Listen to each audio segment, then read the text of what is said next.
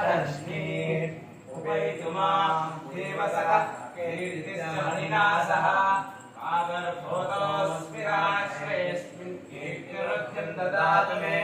क्षुप्तिपासां लक्ष्मीर्नाशयाम्यहम् अभूतिवसमुद्धिं च सर्वाणि निर्वमे गृहात् गन्धद्वारान्वादविशां नित्यपुष्पाङ्गरीषिणीम्